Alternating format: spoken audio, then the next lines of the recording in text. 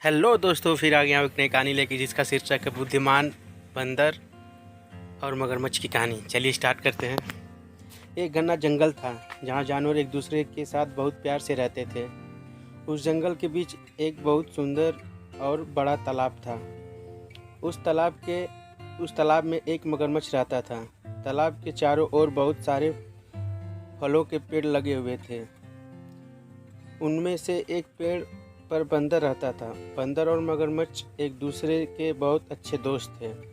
बंदर पेड़ से मीठा और स्वादिष्ट फल खाता था और साथ ही अपने दोस्त मगर को भी देता था। बंदर अपने दोस्त मगर का खास ख्याल रखता था और मगर भी उसे अपनी पीठ पर बैठाकर पूरे तालाब में घुमाता था। दिन निकलते गए और दोस्त की दोस्ती गहरी होती गई। बंदर जो फल मगरमच्छ को देता था, मगरमच्छ उनमें से कुछ फल अपनी पत्नी को भी खिलाता था। दोनों फलों को बड़े ही चाव से खाते थे। बहुत दिन के बाद एक बार मगर की पत्नी ने कहा कि बंदर को हमेशा ही स्वादिष्ट फल खाता है, जरा सोचो उसका कलेजा कितना स्वादिष्ट होगा। यह मगर से जिद करने लगी कि उसे बंदर का कलेजा खाना है। मगर ने उसे समझाने की कोशिश की लेकिन उसने नहीं माना और वो मगर से रूठ गई।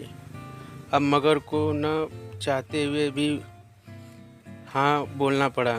उसने कहा कि वो दूसरे दिन बंदर को अपनी गुफा में लेकर आएगा, तब उसका कलेजा निकालकर खा लेना। इसके बाद मगर की पत्नी मान गई। हर दिन की तरह स्वादिष्ट फलों के साथ बंदर मगर का इंतजार करने लगा। कुछ ही देर में मगर भी आ गया और दोनों ने मिलकर फल खाए। मगर बोला कि दोस्त, आज तुम्हारी भाभी तुमसे मिलना चाहती है। चलो, तालाब की दूसरी ओर मेरा घर है, जहाँ आज वहाँ चलते हैं। बंदर झट से मान गया और उछलकर मगर की पीठ पर बैठ गया। मगर उसे लेकर अपनी गुफा की ओर बढ़ने लगा। जैसे ही दोनों तालाब के बीच पहुँचे, मगर ने कहा कि मित्र, आज तुम्हारी भाभी की इच्छा है कि वो तुम्हारा कलेजा खाए। ऐसा कहकर उसने पूरी बात बताई।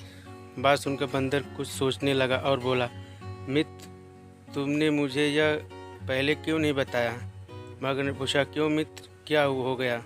बंदर बोला कि मैं आज अपना कलेजा तो पेड़ पर ही छोड़ आया हूँ। तुम मुझे वापस ले चलो तो मैं अपना कलेजा साथ में लेकर आऊँगा।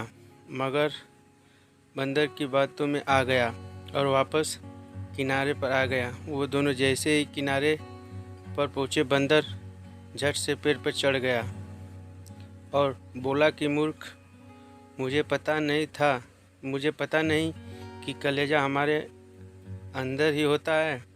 मैं हमेशा ही तुम्हारा भला सोचता रहा और तुम मुझे ही खाने चले थे।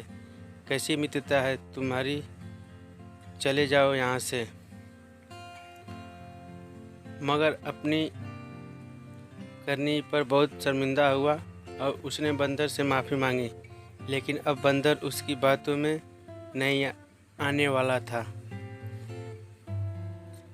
इस कहानी से हमें यह सीख मिलती है दोस्तों कि संकट के समय हमें घबराना नहीं चाहिए। मुसीबत के लिए अपनी बुद्धि का उपयोग कर उसे दूर करने का उपाय सोचना चाहिए। थैंक यू दोस्तों। कैसी लगी कहानी? अगर चैनल पर नए सब्सक्राइब ज़रूर करें, लाइक करें, शेयर करें और अपना प्यारा प्यारा कमेंट ज़रूर लिखें। Thank you for watching. Thank you.